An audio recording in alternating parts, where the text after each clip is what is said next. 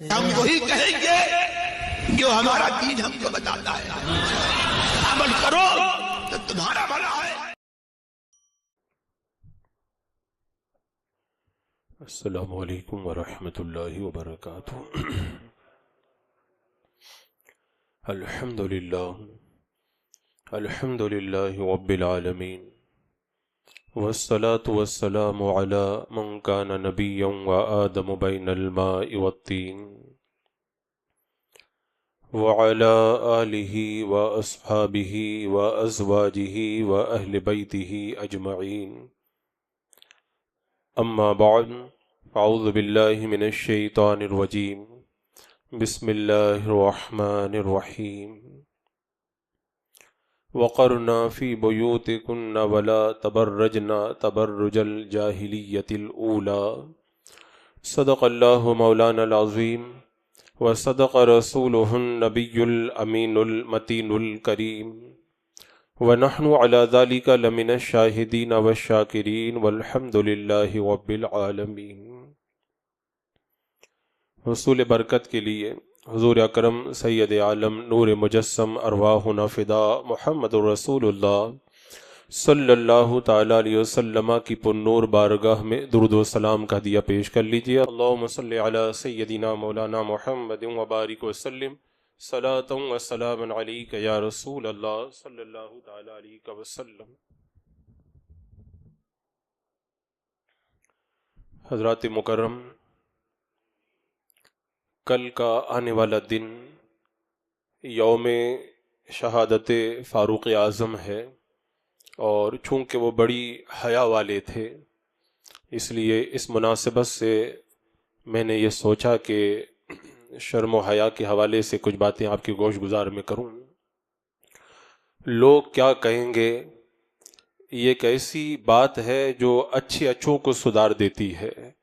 لوگ کیا کہیں گے، میرے بارے میں کیا باتیں کریں گے، پتہ نہیں وہ میرے بارے میں کیا سوچے گا، اس طرح کی جو فکر ہے وہ بندے کو بہت سارے گناہوں سے روک دیتی ہے۔ بندہ جھوٹ بولنے سے ڈرتا ہے کہ لوگ کیا کہیں گے، بندہ چوری نہیں کرتا کہ لوگ کیا کہیں گے، سود کھانے سے پرہیز کرتا ہے کہ لوگوں کو جب پتہ چلے گا تو لوگ کیا کہیں گے، بندہ حرام کاری سے بچتا ہے، ہر طرح کی برائی و بدکاری سے پرہیز کرتا ہے، رشوت لینے سے خوف محسوس کرتا ہے۔ ایسے ہی بہت ساری برائیاں ہیں جو بندہ اس لیے ترک کر دیتا ہے کہ لوگ میرے بارے میں کیا کہیں گے۔ یہ ہے شرم و حیا، یہ ہے غیرت۔ بندے میں جب شرم ہوتی ہے، جب غیرت ہوتی ہے اور جب حیا ہوتی ہے تو بندہ اپنے دل کے اندر یہ سوچتا ہے کہ اگر میں نے کوئی غلط کام کیا تو لوگ میرے بارے میں غلط طرح کی باتیں کریں گے، لہذا میں اس گناہ اور اس برائی سے رک جاؤں۔ تو حیا اور شرم یہ گناہوں سے اور برائیوں سے آڑ بن جاتی ہے۔ بندے کو شرم و حیا گناہوں سے اور برائیوں سے روکتی ہے، لیکن اگر بندہ اپنی شرم و حیا کی بنیاد پر گناہوں سے نہ روکے اور شرم و حیا کی بات نہ مانے اور گناہ کا ارتکاب کرنے لگے تو اس کا ضمیر جو اس کا اندر کا جو حصہ ہے اسے ملامت کرتا ہے کہ تو یہ کیوں کرتا ہے، وہ کیوں کرتا ہے۔ بندہ حیا کی وجہ سے گناہ سے رکتا ہے، اور ضمیر کی جب ملامت پڑتی ہے تو اگر نہیں روکنے والا ہوتا ہے وہ بھی رکنے کے لیے آمادہ ہو جاتا ہے۔ تو شروع میں تو یہ ہوتا ہے، حیا روکتی ہے گناہوں سے اور بندہ گناہ کرتا ہے تو ضمیر ملامت کرتا ہے، لیکن اگر بندہ حیا کی چادر اتار کر کے رکھ دے اور ضمیر کی بات کی طرف کوئی توجہ نہ دے تو پھر ایک وقت وہ بھی آتا ہے، ایک ٹائم وہ بھی آتا ہے کہ نہ حیا باقی رہ جاتی ہے اور نہ اس کا ضمیر باقی رہ جاتا ہے۔ اس کے بعد میں نہ اسے حیا آتی ہے اور نہ ضمیر ملامت کرتا ہے، اور پھر یہی وہ وقت ہوتا ہے اس کے بعد میں بندہ جو بھی گناہ کرے وہ کم ہے۔ میرے آقا صلی اللہ تعالی علیہ وسلم نے اسی لیے فرمایا تھا، پچھلے انبیاء کے کلام کے اندر یہ بات موجود ہے کہ تو جب بے حیا ہو جائے تو تیرا جو جی چاہے وہ کر۔ جو تیرا جی چاہے وہ کر۔ میرے آقا علیہ السلام نے بتا دیا کہ انبیاء کے کلام میں یہ بات موجود ہے کہ بندہ جب حیا چھوڑ دیتا ہے تو پھر جو بھی گناہ کرے وہ کم ہے، ہر گناہ کی طرف وہ دوڑ کر کے جاتے ہوئے نظر آتا ہے۔ جب حضرت ابو سفیان ایمان نہیں لائے تھے اور وہ قیصر کے دربار میں پہنچے، میرے آقا صلی اللہ تعالی علیہ وسلم نے اسے ایمان کی دعوت دی، تو قیصر نے کہا تھا کوئی مکے کا آدمی ہو تو پکڑ کر کے لاؤ، میں اس نبی کے بارے میں پوچھتا ہوں جس نبی نے مجھے ایمان کی دعوت دی ہے۔ تو ابو سفیان سے جب قیصر نے اللہ کے رسول علیہ السلام کے بارے میں طرح طرح کے سوالات کیے تو ابو سفیان کا یہ کہنا ہے کہ اگر مجھے اس بات کا ڈر نہ ہوتا کہ لوگ کیا کہیں گے تو میں حضور کے بارے میں غلط خبر اس کو قیصر کو میں دے دیتا، لیکن مجھے یہ ڈر تھا کہ لوگ میرے بارے میں جھوٹ منسوب کریں گے اور مجھے جھوٹا کہیں گے، اس لیے میں نے قیصر کے دربار میں حضور کے بارے میں کوئی غلط بات نہیں کہی۔ تو یہ حیا اور یہ شرم جو ہے بندے کو گناہوں سے روکتی ہے، اور میرے آقا صلی اللہ تعالی علیہ وسلم نے فرمایا اللہ تبارک و تعالی جب کسی کو ہلاک کرنا چاہتا ہے، کسی کو برباد کرنا چاہتا ہے تو اس کی حیا کو اٹھا لیتا ہے۔ جب حیا اڑ جاتی ہے، شرم کی چادر اڑ جاتی ہے، بندہ بے شرم اور بے حیا ہو جاتا ہے، اس کے بعد میں ہر گناہ کرتا ہے اور اسے کوئی ڈر نہیں لگتا کہ لوگ کیا کہیں گے، گناہ کرتا ہے اسے کوئی شرم نہیں آتی کہ لوگ کیا کہیں گے، گناہ کرتا ہے اس کا ضمیر اسے کوئی ملامت نہیں کرتا کیونکہ حیا ختم ہو گئی اور اس کا ضمیر جو ہے مردہ ہو گیا۔ اسی لیے میرے آقا صلی اللہ علیہ وسلم نے فرمایا ہر دین کا ایک مجاز ہوا کرتا ہے، ہر دین کا ایک مجاز ہوتا ہے، اور اسلام کا مجاز ہے حیا۔ اسلام مکمل حیا کی تعلیم دیتا ہے۔ میرے آقا صلی اللہ تعالی علیہ وسلم میں کتنی حیا تھی، عام طور پر آپ معاشرے میں دیکھیں سب سے زیادہ جو حیا ہوتی ہے وہ کنواری لڑکیوں میں ہوا کرتی ہے، کنواری لڑکیوں میں بڑی حیا ہوا کرتی ہے۔ اب آج کل کے دور کی میں نہیں بات کرتا، پچھلے زمانے کی لڑکیوں کے بارے میں آپ دیکھیں، وہ گھروں میں رہتی تھی، باہر نکلتی نہیں تھی، ان کا دماغ بالکل خالی ہوتا تھا، ان کے دماغ میں کوئی خرافات ہوتی نہیں تھی، شادی شدہ عورتوں کے ساتھ میں بات چیت وہ کم کرتی تھی، تو ان کے اندر بہت شرم ہوا کرتی تھی۔ اسی لیے میرے آقا صلی اللہ تعالی علیہ وسلم سے جب حضرت عائشہ نے پوچھا تھا کہ یا رسول اللہ جب نکاح کا وقت آئے تو کیا لڑکی سے پوچھا جائے گا، لڑکی سے اجازت لی جائے گی؟ میرے آقا صلی اللہ تعالی علیہ وسلم نے فرمایا ہاں لڑکی سے پوچھا جائے گا، اس سے اجازت لی جائے گی۔ تو حضرت عائشہ نے کہا یا رسول اللہ انہیں تو شرم آتی ہے، وہ تو جواب نہیں دیتی ہے، وہ تو چپ رہتی ہیں۔ تو میرے آقا صلی اللہ تعالی علیہ وسلم نے فرمایا ان کا چپ رہنا ہی ان کی طرف سے اجازت ہوا کرتا ہے۔ تو یہ کنواری لڑکی شرم و حیا میں سب سے زیادہ مانی جاتی ہے، لیکن حدیث پاک میں آتا ہے میرے آقا صلی اللہ تعالی علیہ وسلم کنواری لڑکی سے بھی زیادہ حیا فرمایا کرتے تھے، دوشیزہ سے بھی زیادہ حیا فرماتے تھے۔ جب اللہ کے رسول علیہ السلام کو کوئی بات ناگوار گزرتی تھی، جب اللہ کے رسول علیہ السلام کو کوئی بات ناپسند ہوتی تھی، حضور علیہ الصلوۃ والسلام زبان سے کچھ بولتے نہیں تھے، لیکن آپ کا چہرہ بتا دیتا تھا کہ آپ ناراض ہوئے ہیں، آپ کو ناپسند ہوا ہے۔ تو یہ شرم و حیا وہ گوہر ہے جو پچھلے زمانے میں بہت تھا، اور تھوڑا پیچھے جا کے دیکھیں تو کچھ ملے گا، اور اس زمانے کے اندر کچھ گھروں کو چھوڑ کر کے اب شرم و حیا ڈھونڈنے سے بھی نظر نہیں آتی۔ ایسا لگتا ہے کہ شرم و حیا کوئی پرانے زمانے کی دولت تھی، اس زمانے کے اندر لٹ چکی ہے۔ شرم و حیا کسی زمانے کا زیور تھا جو عورتوں میں پایا جاتا تھا، اب یہ زیور گم ہو چکا ہے۔ شرم و حیا ایک جوہر تھا جو ہمارے معاشرے کو سنوار کر کے رکھتا تھا، اب یہ جوہر ہمارے معاشرے اور ہماری سوسائٹی سے ختم ہو چکا ہے۔ اللہ رب قدیر قرآن پاک میں کیا فرماتا ہے؟ رب ارشاد فرماتا وَيَنْهَا عَنِ الْفَحْشَاءِ وَالْمُنْكَرِ، اللہ تمہیں بے حیائی اور بری باتوں سے روکتا ہے۔ اللہ فرماتا وَلَا تَقْرَبُوا الْفَوَاحِشَ، بے حیائی کے قریب مت جاؤ۔ اللہ تو روکتا ہے، اللہ تو بنا فرماتا ہے، اللہ کے رسول علیہ السلام تو بے حیائی کو ناپسند فرماتے ہیں، لیکن اس کے باوجود بھی مسلمان بے حیا کیوں ہو جاتا ہے؟ اس کے باوجود ہی مسلمان بے شرم کیوں ہو جاتا ہے؟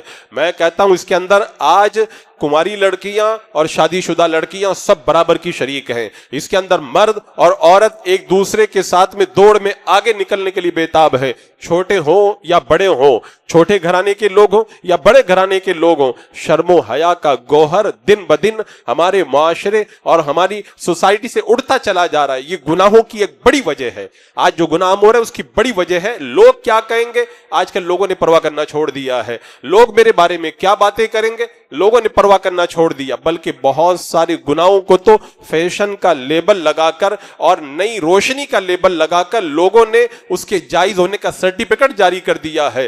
حالانکہ میرا رب قرآن مقدس میں فرماتا ہے وَلَا تَقْرَبُوا الْفَوَاحِشَ، بے حیائی کے پاس میں مت جانا۔ اور ادھر بے حیائی جو پھیل رہی ہے، کیوں پھیل رہی ہے؟ میرا رب قرآن میں فرماتا ہے فَإِنَّهُ يَأْمُرُ بِالْفَحْشَاءِ وَالْمُنکَرِ، شیطان بے حیائی اور بری باتوں کا حکم دیتا ہے۔ اور اللہ فرماتا ہے إِنَّ الَّذِينَ يُحِبُّونَ أَن تَشِيعَ الْفَاحِشَةُ فِي الَّذِينَ آمَنُوا، وہ لوگ جو مسلمانوں میں بے حیائی پھیلانے کو پسند کرتے ہیں۔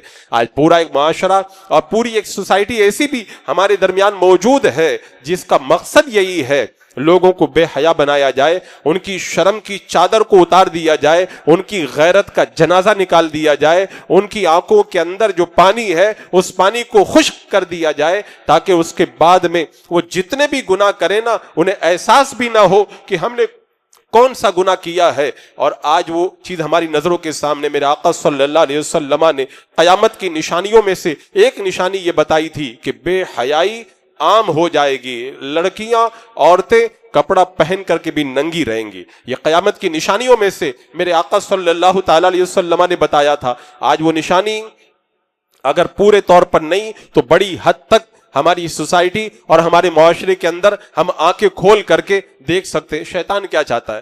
شیطان تو یہ چاہتا ہے نا کہ آدمی کے کپڑے اتر جائیں، کسی طرح آدمی ننگا ہو جائے۔ یاد ہے اللہ تبارک و تعالیٰ نے حضرت آدم علیہ السلام کو پیدا کیا، پھر حضرت مائی حوا کو پیدا کیا، جنت میں رکھا۔ شیطان نے سب سے پہلا جو حملہ کیا تھا ہمارے ماں باپ کے لباس پہ حملہ کیا تھا۔ وہ شجر ممنوعہ کا جو پھل تھا شیطان نے دھوکے کے ذریعے وہ پھل کھلوایا، اور جب وہ شجر ممنوعہ میں سے کچھ کھایا ہے حضرت آدم اور حضرت حوا نے تو ان کے بدن کا لباس اتر گیا۔ لیکن اللہ نے ہمارے ماں باپ کو وہ غیرتیں دی تھی، حضرت آدم علیہ السلام اور حضرت حوا کی وہ غیرتیں تھی، جیسے ہی جنت کے اندر شجر ممنوعہ میں سے کھایا بدن کا لباس اتر گیا، فوراً جنت کے درخت کے پتوں کو لے کر کے انہوں نے اپنے سطر کو چھپانا شروع کر دیا اور بتا دیا کہ جو شرم و حیا والے ہوتے ہیں وہ کبھی بھی اپنی شرم کی چیزوں کو ظاہر کرنا کبھی گوارا نہیں کرتے ہیں۔ اور یہیں پر بات ختم نہیں ہو گئی، پھر اللہ نے قرآن پاک میں ارشاد فرمایا یا بنی آدم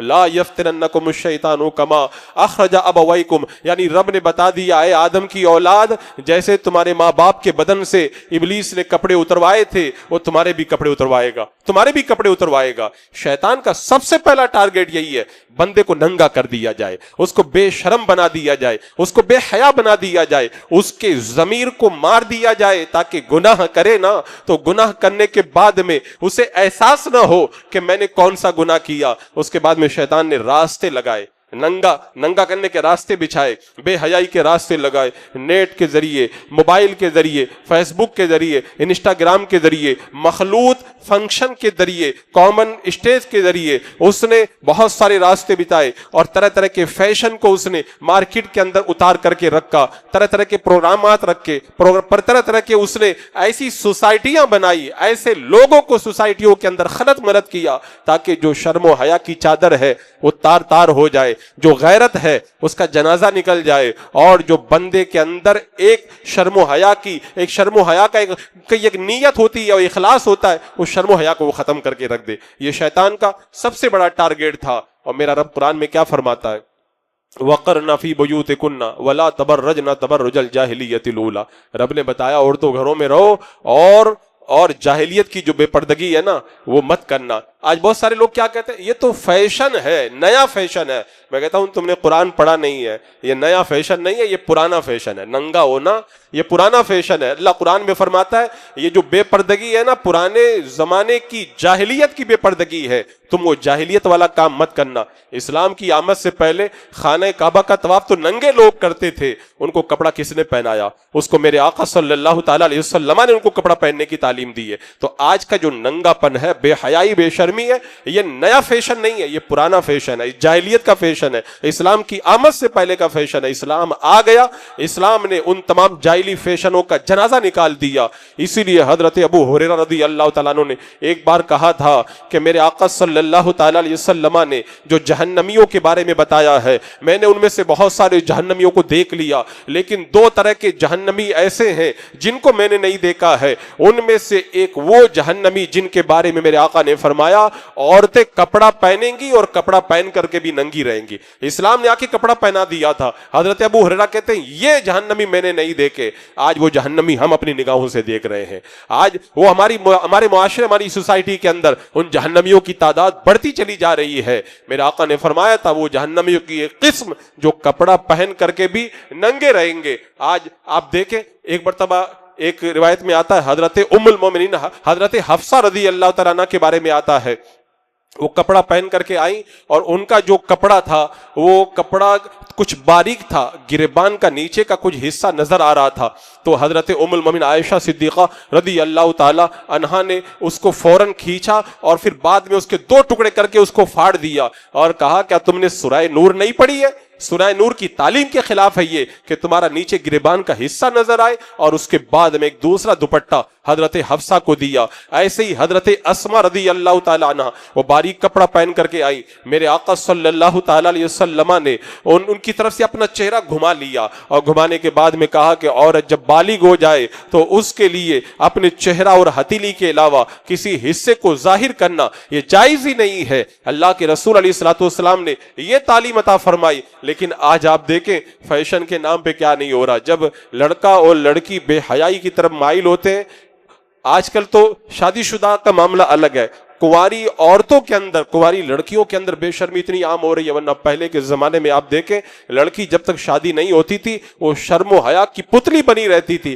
آج ماں باپ کیا کہتے ہیں، میرا بیٹا تو بڑا اسمارٹ لگتا ہے، میری لڑکی جو ہے بڑی اسمارٹ لگتی ہے، اور اپنے بچہ اور بچی کی شرم و حیا کے ختم ہونے پر اسمارٹ کہہ کر کے خوشی منانے والے والدین کی آنکھیں اس وقت کھلتی ہیں جب یہ اسمارٹ لڑکا اور یہ اسمارٹ لڑکی ان کے ہاتھوں سے نکل کر کے ان کے چہرے پر زندگی بھر کے لیے بدنامی کا دھبا لگانے کے لیے انہیں مجبور کر دیتی۔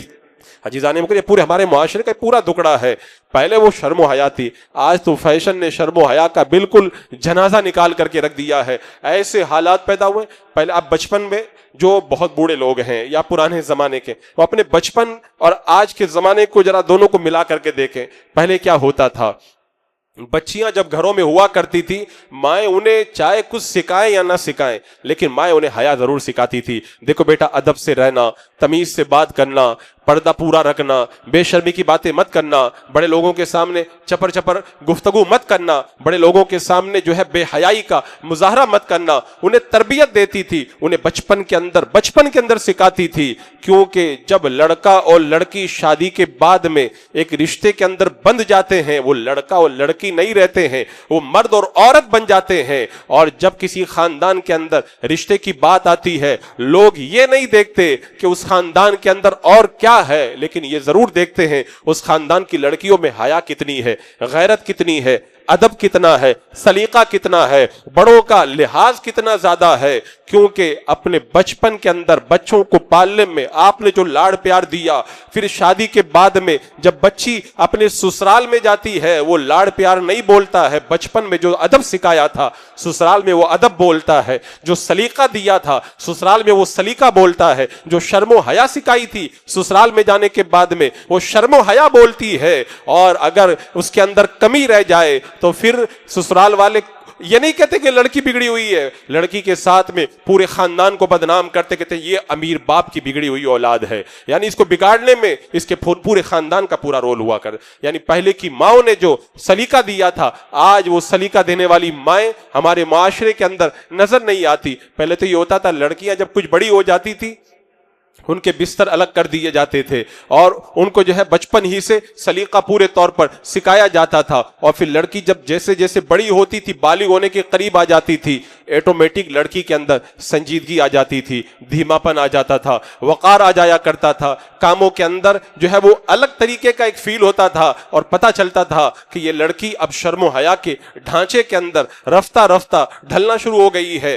اس کے بعد میں لڑکی بالغ ہونے کے جب قریب ہوتی تھی، گھر میں کام بھی کرتی تھی تو مائیں سکھاتی تھی، دیکھو بیٹا تم کام کرو تو برتن کی آواز زیادہ نہیں آنا چاہیے، یہاں سے غیر محرم مرد گزرتے ہیں، اگر تم برتن کی بھی آواز کرو گی تو پتہ چلے گا کہ گھر میں کوئی لڑکی ہے، گھر میں کوئی عورت ہے. اور پہلے کی مائیں یہ بھی نہیں گوارا کرتی تھی کہ آس پڑوس کے لوگوں کو پتا ہو کہ ہمارے گھر کے اندر لڑکی کام کر رہی ہے. اتنے خاموشی کے ساتھ میں انہیں کام کرنے کا سلیقہ سکھایا جاتا. اور وہ لڑکی اگر لیٹ جاتی، گھر کا کوئی مرد آ جاتا، فوراً اٹھ کر کے بیٹھ جاتی. شرم آتی تھی کہ کوئی مرد گھر میں آ جائے اور لڑکی لیٹ ہی رہے. اور اگر کبھی بچی بیمار ہو جاتی تھی اور بیماری کی وجہ سے لیٹنا پڑتا تھا تو وہ بچی لیٹتی تھی تو ایسے نہیں لیٹتی تھی، پوری چادر کے اندر اپنے بدن کو چھپا کر کے پھر لیٹا کرتی تھی. یہ شرم و حیا کا وہ طریقہ تھا. اگر کسی دروازے پہ دستک ہوتی تھی تو گھر کی کوئی لڑکی جا کے دروازہ نہیں کھولتی تھی، یا تو مرد دروازہ کھولتا تھا یا بڑی عمر کی عورت دروازہ کھولتی تھی اور پھر دروازے کے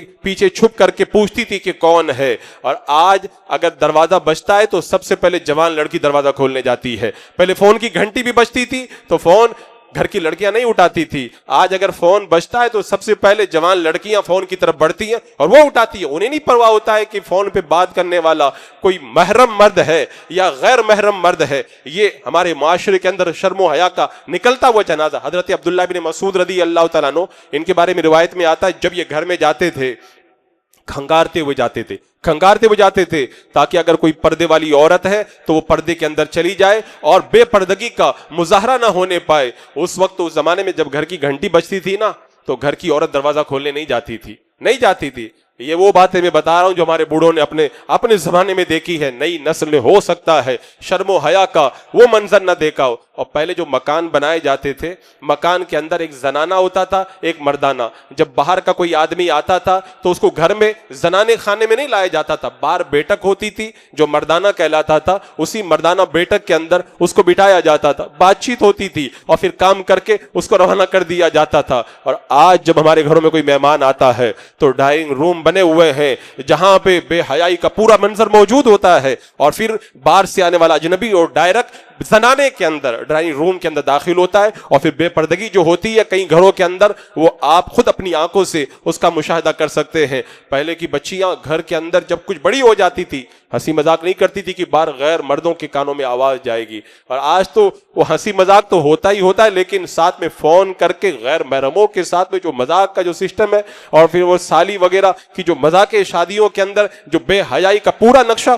ہماری نگاہوں کے سامنے لے آتی ہیں، وہ ایسا قوم کا دکڑا ہے جس دکڑے کو بیان کرتے ہوئے بھی دل خون کے آنسو ہوتا ہے. آج وہ شرم و حیا اور وہ غیرتیں ہمارے معاشرے سے رخصت ہوتی چلی جا رہی ہیں. پہلے لڑکی جب جوان ہونے کے قریب ہوتی تھی کھڑکی پہ جا کے نہیں کھڑی ہوتی تھی، بالا خانے پہ بالکنی میں نہیں جاتی تھی. آج کل تو بازار میں بھی جاتی ہے، یہاں بھی جاتی ہے، وہاں کہاں نہیں جاتی ہے. پہلے ایک تصور تھا کالج لڑکوں کے لیے بنائے گئے ہیں، کالج لڑکی کے لیے نہیں ہے. اور آج آپ سروے کر کے دیکھیں کالج میں لڑکے کم ملیں گے، لڑکیاں آپ کو زیادہ ملیں گی، لڑکیاں زیادہ ملیں گی.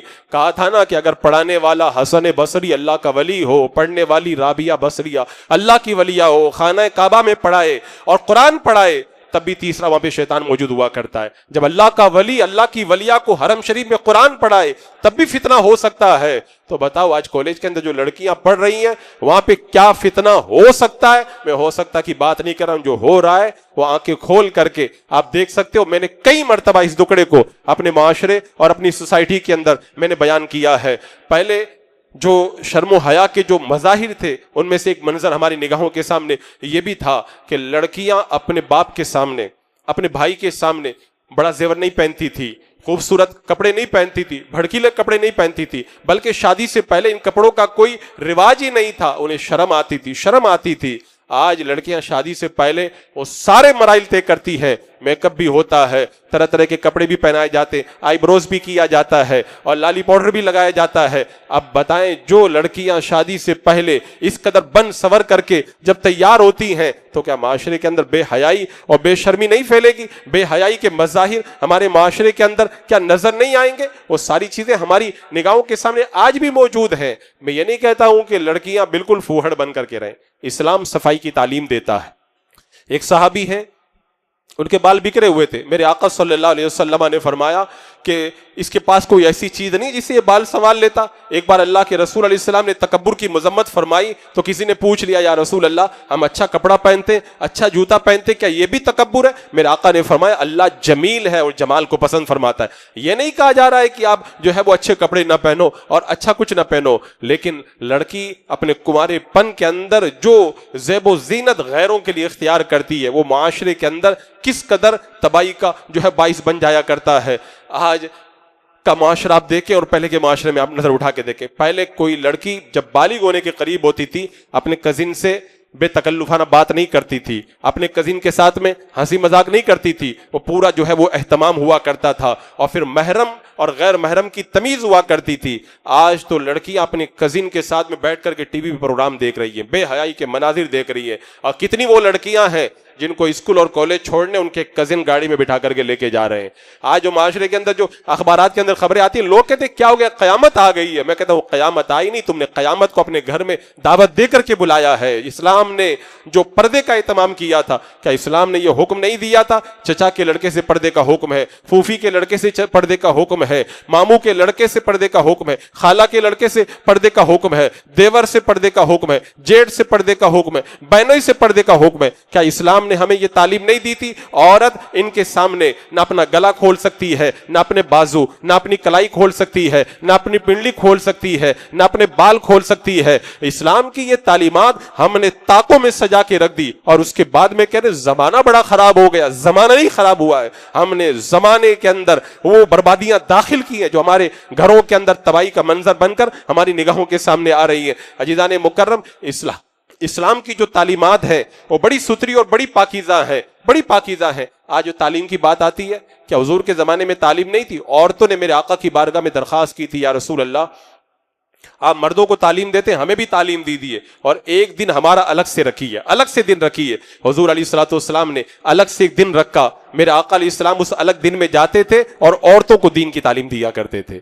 یہ اسلام کا یہ پاکیزہ نظام تھا. لیکن آج تو لڑکی جب تک کالج میں نہ جائے کہتے ہیں یہ لڑکی کامیاب ہی نہیں ہے, اس کو تو کامیاب ہونا ہی نہیں ہے. اللہ اکبر کبیرہ. پہلے لڑکیاں, کنواری لڑکیاں تو باہر بہت کم نکلتی تھی بالغ ہونے کے قریب. آج سبزی لینے لڑکی جائے گی, آج مارکیٹ کے اندر خریداری کرنے لڑکی جائے گی, اسکول چھوڑنے لڑکی جائے گی, کوئی لائٹ کا بل بننا لڑکی جائے گی. یہ سارے کام لڑکیاں کر رہی ہیں اور پھر لڑکیاں یہ سارے کام کرنے کے بعد کچھ ایسے بھی کام کرتی ہیں جس سے ماں باپ کا بڑھاپا بدنامی کا شکار ہو کر کے رہ جاتا ہے.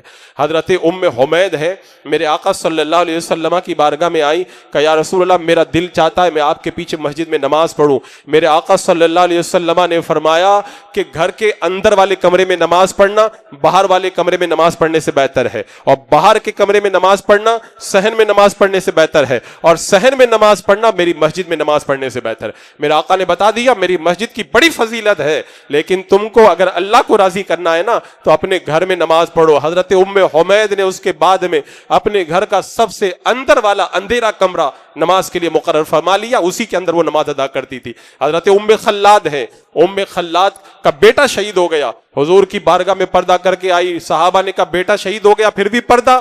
حضرت ام خلاد نے کہا میرا بیٹا شہید ہوا ہے, میری غیرت کا جنازہ نہیں نکلا ہے, میں باغیرت عورت ہوں. حضرت ام المؤمنین عائشہ صدیقہ رضی اللہ تعالیٰ عنہ کو ایک کام سے باہر نکلنا پڑا, اور جب باہر سے وہ پلٹ کے آئی نا, حضرت عمار نے کہا رب کہتا ہے وقرن فی بیوتکن, عورتوں گھروں میں رہو.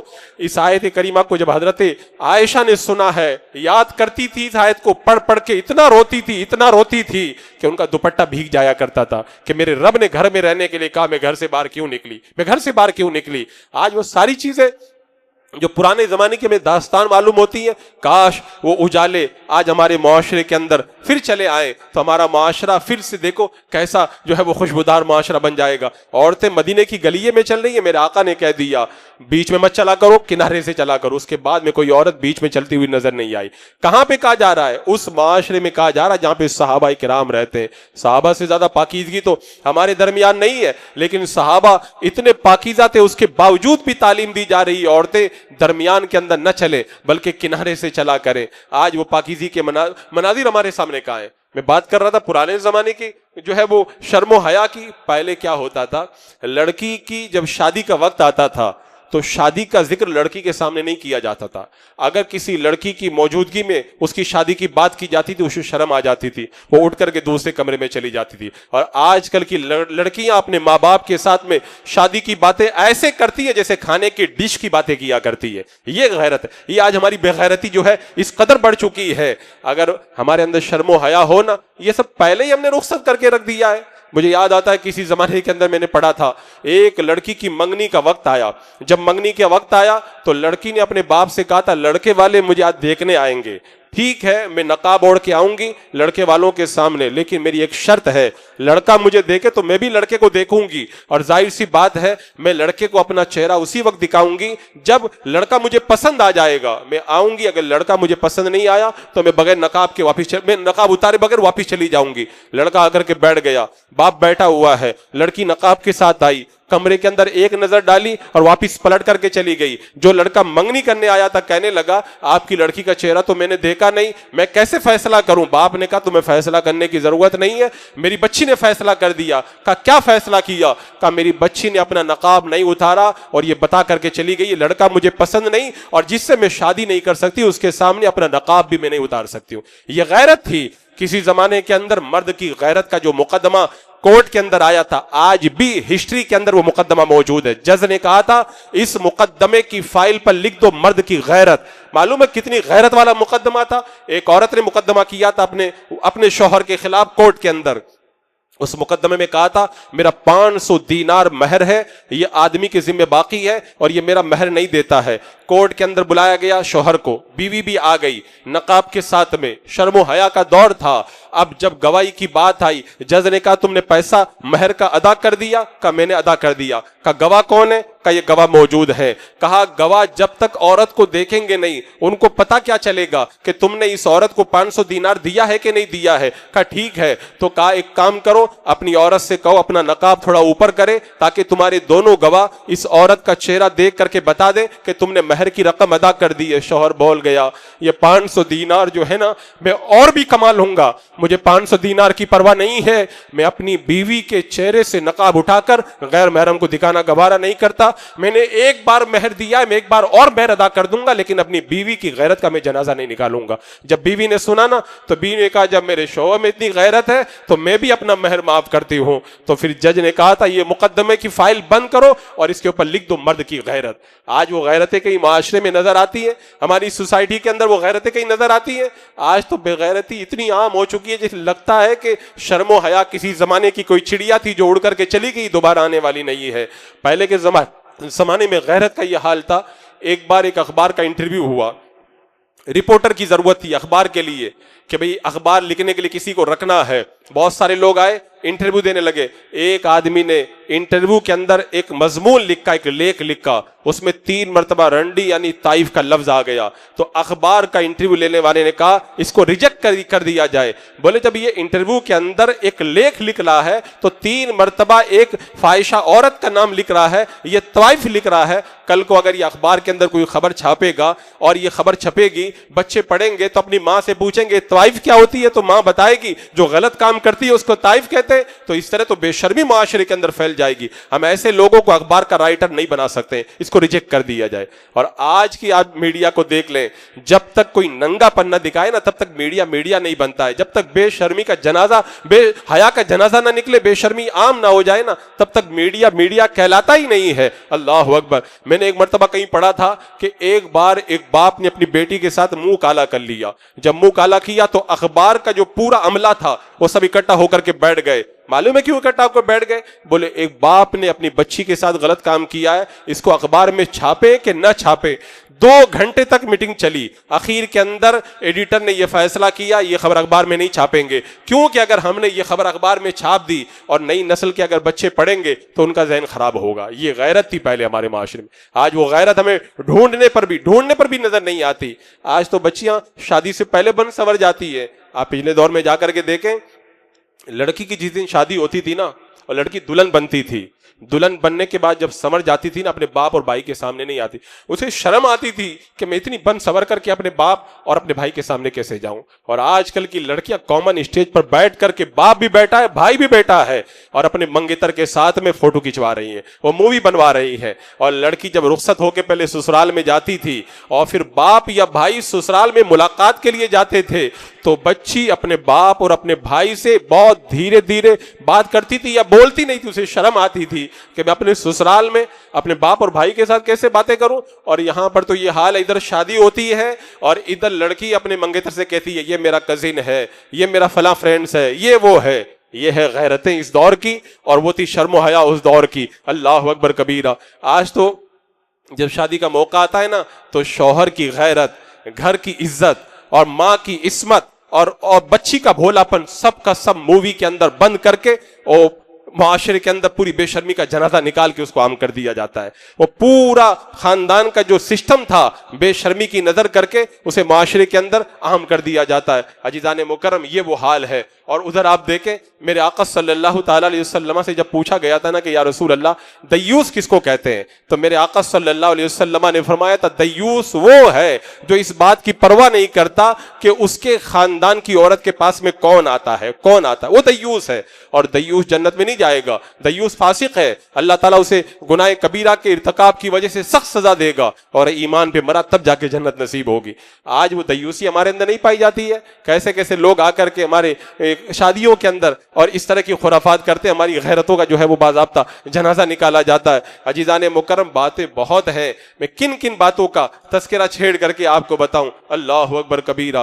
पहले क्या होता था, जब शादी हो जाती थी लड़की उसके बाद में अपनी सहेलियों के सामने जुबान नहीं खोलती थी। आज शादी के दूसरे दिन पूरी रुदात सुनाती है कि आज सुहागरात के अंदर क्या हुआ, ये हुआ, वो हुआ। एक बार मेरे आका सल्लल्लाहु अलैहि वसल्लम ने फरमाया था, वो मर्द होते हैं जो अपनी खलवत की बातें दूसरों को जाके बता देते हैं, वो औरतें होती हैं जो अपनी रात की बातें दूसरों को जाके बता देती हैं। तो हजरत अस्मा ने कहा, हाँ या रसूल अल्लाह, ऐसे मर्द और औरत मौजूद हैं। तो मेरे आका ने फरमाया था, वो शैतान है जो रास्ते में किसी मादा शैतान से लिपट जाते हैं और लोग उनको देख रहे होते हैं। इतनी बड़ी दय्यूसी। हजरत सलमान फारसी रदी अल्लाह तआला अन्हु का जब निकाह हुआ तो एक दोस्त आया, कोने में लेकर के गया और कोने में ले जाके पूछता, बताओ आपकी बीवी कैसी है?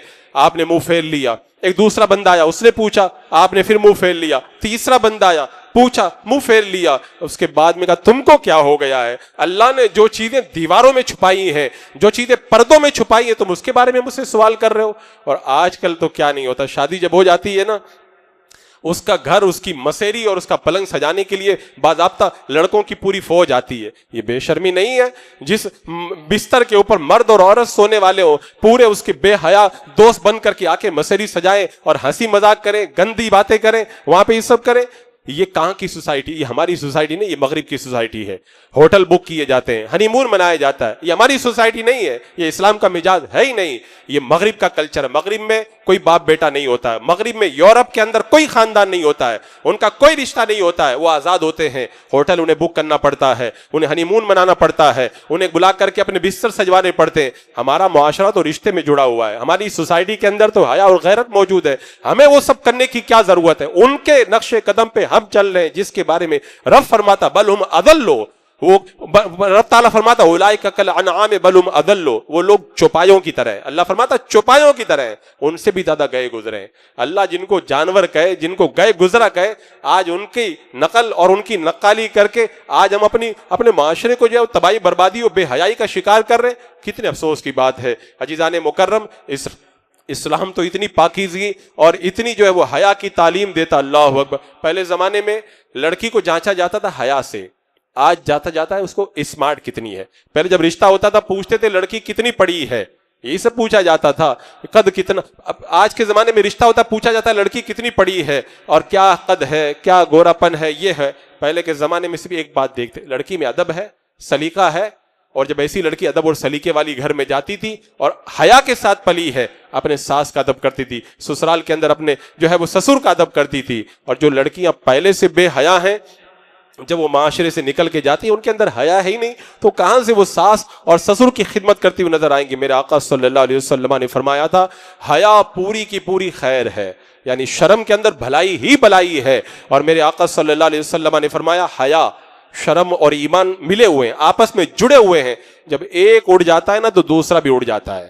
آج شرم و حیا اڑ گئی نا تو ساتھ میں ایمان بھی اڑ گیا. لڑکیاں پہلے بے حیا ہوتی ہے، پھر غیر مسلموں کے ساتھ میں فرار ہو جاتی ہے. لڑکا پہلے بے حیا ہوتا ہے، اس کے بعد میں غیروں کے ساتھ میں رابطہ کر کے اپنے ایمان کا جنازہ بھی نکال دیتا ہے. میرے آقا صلی اللہ علیہ وسلم نے فرمایا حیا جنت میں سے ہے، حیا ایمان میں سے ہے، اور ایمان جنت میں سے ہے. بے حیائی یہ بدی میں سے ہے، اور بدی جہنم کے اندر ہے. اور ایک موقع پہ میرے آقا صلی اللہ علیہ وسلم ارشاد فرماتے بے حیائی جس چیز میں مل جاتی ہے نا اس کو بدصورت بنا دیتی ہے، اور حیا جس چیز میں مل جاتی ہے نا اس کو خوبصورت بنا دیتی ہے. آج وہ خوبصورتی ہمارے معاشرے کے اندر نظر ہی نہیں آتی. آج وہ خوبصورتی کا جنازہ نکل گیا. آج حضرت عمر فاروق رضی اللہ تعالیٰ عنہ کی میں بات کر رہا ہوں. اللہ نے کتنی شرم و حیا دی تھی. پردے کا جو حکم نازل ہوا تھا حضرت عمر کی تمنا پہ نازل ہوا تھا. ایک بار مدینے کی عورتیں بیٹھی ہوئی تھی، آپس میں باتیں کر رہی تھی کہ سب سے زیادہ خوبصورت لڑکا کون ہے. تو تبھی سب عورتوں نے اتفاق کر لیا کہ مدینے میں سب سے خوبصورت لڑکا شغال ہے. حضرت عمر کو پتا چلا، شغال کو بلا لیا. اتنی غیرت تھی. آج اگر کوئی اسمارٹ لڑکا ہو تو لوگ تعریفیں کریں اور کہیں کہ بڑی اچھی بات ہے، اس کی تعریف و توصیف کریں. حضرت عمر کی غیرت دیکھو، شغال کو بلایا، چہرہ دیکھ کے سمجھ گئے واقعی تو بڑا خوبصورت ہے. کہا جاؤ اس کا ٹکلا کرا دو، اس کا سر منڈا دو تاکہ اس کا حسن کم ہو جائے، عورتیں فتنے کے اندر مبتلا نہ ہو. حضرت عمر کے حکم سے اس کا سر منڈا دیا گیا. لیکن جب وہ سر منڈا کے آیا تو دیکھنے والوں نے کہا پہلے تو چاند بدلیوں میں چھپا ہوا تھا، اب تو نکھر کر کے سامنے آ گیا اور خوبصورت لگتا ہے. حضرت عمر نے کہا موٹا کپڑا لاؤ، اور موٹا کپڑا لا کر کے اس کو پہناؤ اور اس کے ہاتھ میں لکڑی دو اور مدینے کے باہر بھیج دو، جا کے بیت المال کی بکریاں چرائے، تاکہ اس کی وجہ سے مدینے کی عورتوں کے اندر فتنہ نہ پیدا ہو. آج ہر لڑکا اسمارٹ بنے، ہر لڑکی اسمارٹ بنے، پھر معاشرے میں فتنہ نہیں پیدا ہوگا. حضرت عمر کے دور میں اگر ایک لڑکا اگر اسمارٹ نظر آتا تھا، حضرت عمر اسے بورا پہنا کر کے مدینے کے باہر بھیج دیتے تھے، ڈنڈا دے کے جاؤ تم بکریاں چراؤ، تم مدینے میں مت رہو، کہیں تمہاری وجہ سے مدینے کی عورتوں میں بے حیائی نہ پھیل جائے. یہ اسلام کی شرم و حیا کی تعلیم ہے. حضرت ام سلمہ کہتی ہے میں ہوں، حضرت میمونہ بیٹھی، حضور تشریف لے آئے. ایک نابینا صحابی حضرت ابن ام مکتوم آ گئے. میرے آقا نے کہا پردہ کرو. کہا یا رسول اللہ تو نابینا ہے. میرے آقا نے فرمایا وہ نابینا ہے نا، تم تو نابینا نہیں ہو نا، وہ تم کو نہیں دیکھ رہے لیکن تم تو ان کو دیکھ رہی ہو نا. یہ شرم و حیا اسلام نے ہم کو سکھائی ہے. لیکن آج وہ شرم و حیا ہمارے معاشرے کے اندر ڈھونڈنے سے بھی نظر نہیں آتی. ایک صحابی ہیں حضور کی بارگاہ میں آئے. میرے آقا صلی اللہ علیہ وسلم نے فرمایا جب گھر میں جاؤ تو ماں کے ساتھ میں رہتے ہو اجازت لے کر کے جایا کرو. انہوں نے کہا یا رسول اللہ میں اور ماں دو ہی تو ہیں، تیسرا کوئی ہے ہی نہیں. کہا اجازت لے کر کے جایا کرو. کہا یا رسول اللہ میں اپنی ماں کی خدمت کرتا ہوں. کہا اجازت لے کر کے جایا کرو. کہا یا رسول اللہ اذن لینا ضروری ہے. میرے آقا نے فرمایا تم کیا اپنی ماں کو ننگا دیکھنا چاہتے ہو؟ کہا نہیں. کہا پھر جاؤ، جب بھی جانا ہو تو پوچھ کر کے جایا کرو. اسلام تو اتنی تعلیم دیتا ہے. اپنے گھر میں جاؤ تو اپنی ماں سے کہو ماں میں اندر آ جاؤں، تاکہ اگر تمہاری ماں اگر کپڑے بدل رہی ہو یا کوئی بے پردگی کی حالت میں ہو تو کہیں اس طرح سے بے حیائی کا مظاہرہ نہ ہو جائے. یہ کونین کے دولہا نے تعلیم دی. صحیح فرمایا کہ اللہ کے رسول علیہ السلام کنواری لڑکی سے بھی زیادہ حیا فرماتے تھے، اتنی حیا فرماتے تھے. اللہ اکبر. آج وہ شرم و حیا کا نتیجہ ہے ہمارے معاشرے کے اندر بڑے بڑے آئیڈیل بن کر، کردار بن کر بہت سارے مسلم معاشرے کے اندر جگمگا رہے ہیں. کاش وہ حیا پھر ایک مرتبہ پلٹ آئے. حضرت عمر رضی اللہ تعالیٰ عنہ کا جب انتقال ہوا نا، حضرت عائشہ کا پہلے طریقہ تھا، وہ جو گنبد خضرا کے نیچے جو مکان ہے حضرت عائشہ ہی کا تو مکان ہے، جاتی تھی اپنے گھر میں اور پردہ اتار کے رکھ دیتی تھی. کہا میرے شوہر حضور ہیں اور میرے والد حضرت ابو بکر صدیق ہے. جب حضرت عمر کا انتقال ہو گیا، حضرت عائشہ جب جاتی تھی پورا پردہ کر کے چادر میں لپٹ کے جاتی تھی. لوگوں نے کہا پہلے تو جاتی تھی چادر اوڑھ کے نہیں جاتی تھی، اب کیوں جاتی ہو؟ کہا پہلے حضور تھے میرے شوہر، میرے والد تھے ابو بکر صدیق، اب ایک حیا والا بندہ آ گیا وہاں پہ، یعنی حضرت عمر سے مجھے حیا آتی ہے اس لیے میں پردہ کر کے. جو دنیا سے چلا جائے، قبر میں چلا جائے، اسلام کہتا ہے ان سے بھی حیا کرو. اور آج جو زندہ گھوم رہے درندے بن کے گھوم رہے ہیں، ہماری عزتوں کے لٹیرے بن کے گھوم رہے ہیں، ان سے ہماری بچیوں کو حیا نہیں آتی ہے. کاش وہ شرم و حیا کا دور پھر پلٹ آئے، اسلام کا اجالا ایک مرتبہ پھر ہمارے معاشرے کے اندر پھیل جائے. یہ کتنی لمبی چوڑی کہانی ہے، اگر میں سناؤں تو مجھے کافی وقت چاہیے. میں نے ایک اشارہ کیا، کاش ہماری کنواری لڑکیاں، ہماری شادی شدہ عورتوں کے اندر اسلامی حسن حیا کا پیدا ہو جائے تو تو انشاءاللہ معاشرے کے اندر بڑی بہاریں آئیں گی. اللہ رب قدیر ہمیں شرم و حیا حضرت عمر کی جو تھی اس کا صدقہ نصیب فرمائے اور صحیح معنوں کے اندر اسلام کی تعلیمات پر عمل کی توفیق عطا فرمائے.